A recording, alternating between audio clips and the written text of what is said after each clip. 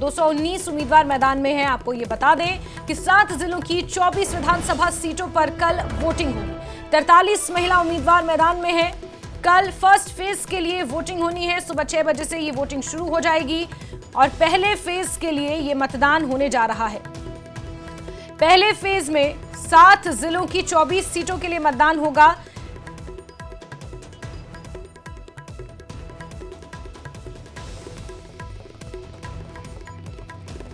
और चलिए सीधे रुख कर लेते हैं हमारे सहयोगी राजन का, इसी खबर पर जुड़ चुके हैं हमारे साथ। राजन, जम्मू संभाग के 3 जिले हैं, किश्तवाड़, डोडा, रामबन। इन 3 जिलों में कल मतदान होना है। पोलिंग पार्टियां रवाना हो चुकी हैं और रवाना होने का सिलसिला भी जारी है।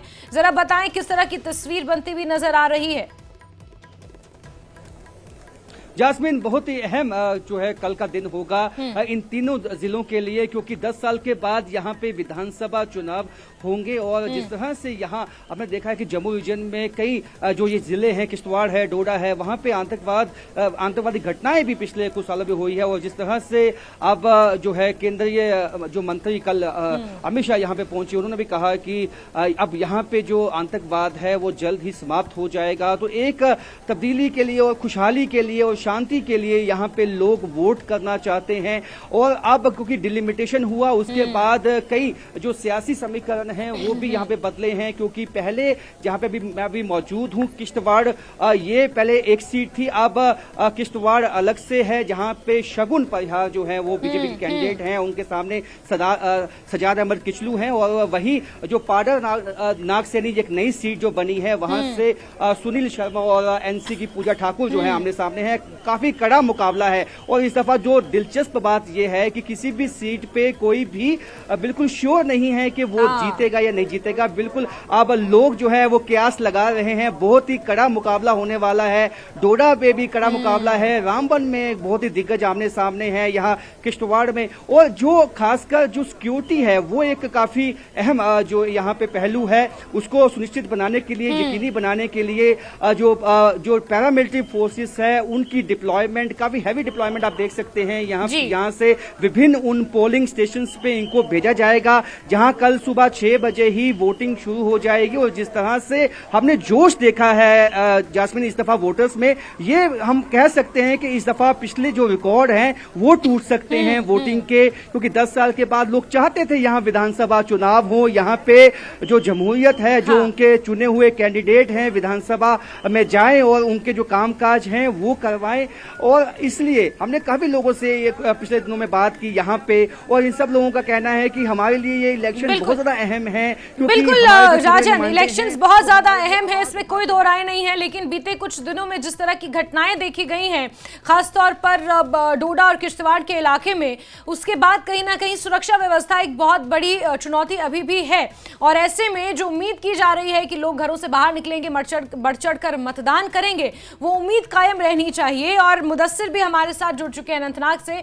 मुदस्सिर, पामपोर से लेकर पुलवामा तक 4 जिलों की कुछ सीटें हैं जिन पर मतदान होना है। किस तरह की तैयारियां, पोलिंग पार्टियां रवाना होना शुरू हो चुकी हैं। और अनंतनाग, कुलगाम, शोपियां, ये तमाम इलाके हैं जो कहीं ना कहीं मिलिटेंसी का गढ़ माने जाते थे, हॉटबेड ऑफ मिलिटेंसी के नाम से इन्हें जाना जाता था। लेकिन आज यहां पर तस्वीर कुछ और ही नजर आ रही है। बिल्कुल जास्मिन, जिस तरह से राजन भी कह रहे थे कि ये मच एवेटेड इलेक्शंस होंगे कल के, क्योंकि 2014 में लास्ट जो असेंबली इलेक्शंस हुए थे वो जम्मू कश्मीर में हुए थे।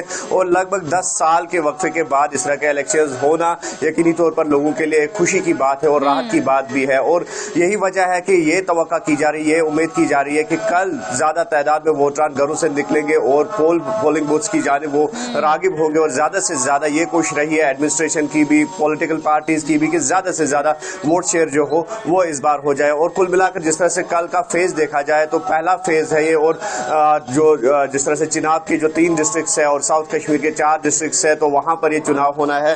तो 219 कुल कैंडिडेट्स है जो फ्रेम में है। कल उनकी किस्मत जो है वो ईवीएम्स में बंद होगी।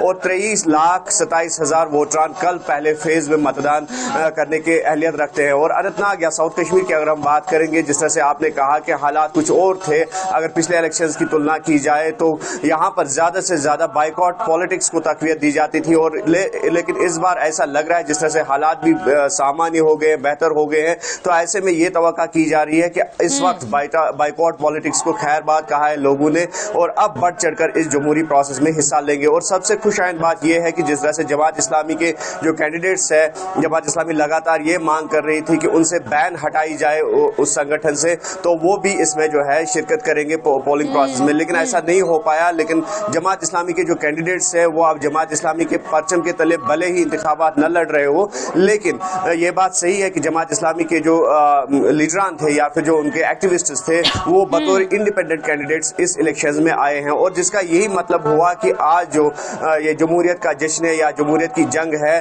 तो इसमें लोगों की बढ़ चढ़ कर जो है शमूलियत होगी। और जिस तरह से अनंतनाग की हम बात करेंगे तो यहाँ पर कुल 7 कंस्टिट्यूएंसीज है और कुछ जो बड़े चेहरे हैं उनकी किस्मत आजमाई, कल ईवीएम्स में बंद होगी उनकी किस्मत। और जिस तरह से महबूबा मुफ्ती की जो फॉर्मर सीएम रह चुकी है जम्मू कश्मीर की, तो उनकी बेटी इल्तिजा मुफ्ती, तो वो बड़ा फेस है, कल उनका भी जो है बिजबिहाड़ा से वो कंटेस्ट कर रही है, कल उनका भी पोल डे है। और इसी तरह से जो एआईसीसी के जनरल सेक्रेटरी है ऑल इंडिया कांग्रेस कमेटी के जीए मीर, तो कल वो भी उनका भी पोल डे रहेगा, डोरू से वो कंटेस्ट कर रहे हैं। और इसी तरह से पीडीपी के जो ऑर्गेनाइजेशनल जनरल सेक्रेटरी डॉक्टर महबूब बेग, तो वो भी उनका भी कल जो पहले फेज के तहत वो भी कैंडिडेट रहेंगे अनंतनाग से। और इसी तरह से एमवाई तारिगामी या सरताज मदनी या फिर जमात इस्लामी के जो कैंडिडेट्स हैं, तो कुल मिलाकर बड़ा दिलचस्प मुकाबला होने वाला है। और कहीं कहीं पर जो है तिकोनी मुकाबला, अगर दिलचस्प मुकाबले की बात की जाए तो कुलगाम का जिक्र यहाँ पर करना जरूरी है, क्योंकि आपने कहा जमात इस्लामी के कुछ जो कैंडिडेट्स हैं वो जमात इस्लामी के परचम के तले तो नहीं, लेकिन इंडिपेंडेंट तौर पर वो चुनावी मैदान में है। और कुलगाम में उनकी जो सभाएं हो रही हैं, जो रैलियां हो रही हैं, उसमें जिस कदर भीड़ देखने को मिल रही है, अवामी इत्तेहाद पार्टी का और जमात इस्लामी के इंडिपेंडेंट कैंडिडेट्स का एक साथ आ जाना, ये पीडीपी और नेशनल कॉन्फ्रेंस के लिए कितनी बड़ी चुनौती साबित हो सकते हैं, जरा ये भी बताएं।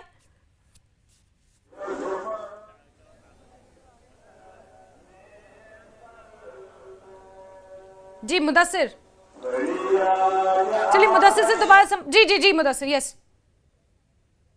हाँ, पूरा सवाल आपने मैंने नहीं सुना, लेकिन समझ आया आपके सवाल का मफहूम क्या है।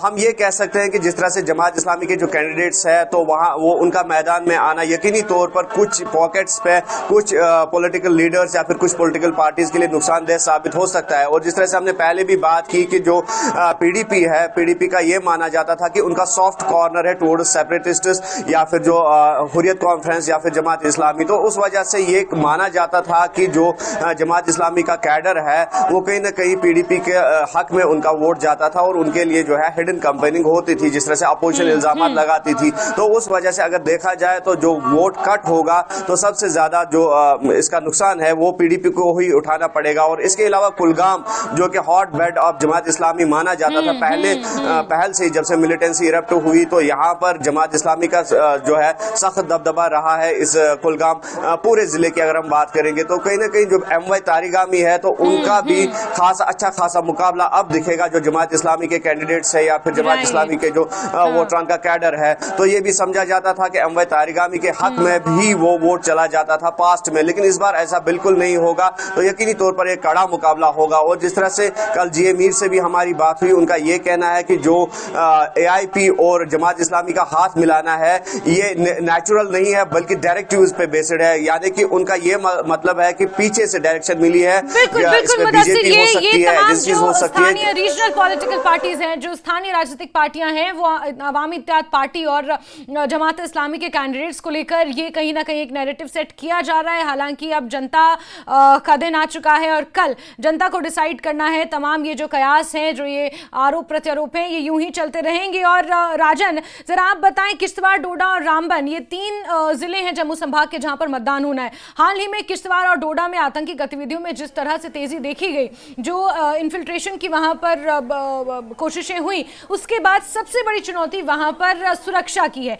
इसके बाद अगर बात कर लें तो यहाँ पर डीपीएपी का भी कड़ा मुकाबला है, नेशनल कॉन्फ्रेंस और कांग्रेस के गठबंधन का भी कड़ा मुकाबला बीजेपी के साथ है। तो ये 3 पार्टियां मुख्य तौर पर यहाँ पर प्रदर्शन करती हुई नजर आएंगी। राजन, बिल्कुल जास्मिन, आपने सही कहा। हाल ही में अभी छात्रों में ही कुछ दिन पहले एक आतंकवादी हमला हुआ जिसमें 2 जवान शहीद हुए। उससे पहले डोडा में कई ऐसी घटनाएं हुई। आतंकवाद एक मुद्दा है यहाँ पे, चेनाब वैली में आतंकवाद अब सबसे बड़ा मुद्दा है। उसके बाद अनएम्प्लॉयमेंट एक मुद्दा है यहाँ पे। और आपने सही कहा कि जो सभी कैंडिडेट्स हैं उनका यही कहना है, और बीजेपी इसी मुद्दे पे चुनाव में अपने कैंडिडेट जो मैदान में आए हैं वो यही दावे कर रहे हैं कि अगर वो जीत के आते हैं तो यहाँ पे एम्प्लॉयमेंट आएगा, पावर प्रोजेक्ट्स जो है नए पावर प्रोजेक्ट्स लगेंगे, और उसके साथ साथ आतंकवाद को समाप्त किया जाएगा। और आतंकवाद अपनी अंतिम सांसें इस वक्त ले रहा है और आतंकवाद को खत्म किया जाएगा। और उसके साथ साथ जिस तरह से यहाँ पे कड़ा मुकाबला जो है वो बीजेपी और नेशनल कॉन्फ्रेंस के कैंडिडेट्स के बीच में, हालांकि कुछ इंडिपेंडेंट कैंडिडेट्स ऐसे हैं जो कहीं ना कहीं चौंका सकते हैं बाकी कैंडिडेट्स को, जो मेन स्ट्रीम पार्टीज हैं उनके कैंडिडेट्स को, रीजनल पार्टीज के कैंडिडेट्स को। लेकिन यहाँ पे अभी जो सीधा मुकाबला है, कड़ा मुकाबला है, वो एनसी और जो खासकर बीजेपी के जो कैंडिडेट हैं उनमें मुकाबला है। दोनों ने अपना दमखम लगाया हुआ है। जहां पे नेशनल लीडर्स जो हैं बीजेपी के, उन्होंने यहाँ ताबड़तोड़ जो है जनसभाओं को संबोधित किया कल। और वहीं जो है एनसी के भी जो सीनियर नेता हैं वो यहाँ पे विभिन्न जगह पे जो है उन्होंने डोर टू डोर कैंपेन चलाया, और दोनों जो है काफी दमखम यहाँ पे लगाए हुए हैं। दोनों एक दूसरे पे जो इल्जाम है वो लगा रहे हैं। लेकिन अब जब जो गेंद है जास्मिन वो जनता के पाले में है। जनता क्या चाहती है? जनता कल चुनाव करेगी उसका, और इसके लिए जनता कल वोट करेगी। अगर परसेंटेज ज्यादा जाता है तो इसका मतलब है कि जनता चाहती है कि यहाँ पे शांति हो, यहाँ पे स्थिरता हो, आतंकवाद खत्म हो, डेवलपमेंट हो, विकास हो। क्योंकि जनता यहाँ पे विकास चाहती है, डेवलपमेंट चाहती है, एम्प्लॉयमेंट चाहती है, पावर प्रोजेक्ट चाहती है, कॉलेज चाहती है, स्कूल चाहती है। जी बिल्कुल राजन, बिल्कुल। और जिस तरह से लोकसभा के चुनाव हुए और विधानसभा के चुनाव हो रहे हैं, मोर और लेस क्योंकि मुद्दे वही हैं। 10 सालों से यहाँ की आवाम चुनावों से डिप्राइव थी, यहाँ पर मतदान नहीं हो रहा था, यहाँ पर इंतखाबात नहीं हो रहे थे, और ऐसे में अब जब हो रहे हैं तो मूलभूत मुद्दे हैं लोगों के और चाहते हैं कि उनका हल निकाला जाए। और इसी के साथ मुदस्सिर और राजन, आप दोनों का बहुत बहुत शुक्रिया जुड़ने के लिए हमारे साथ।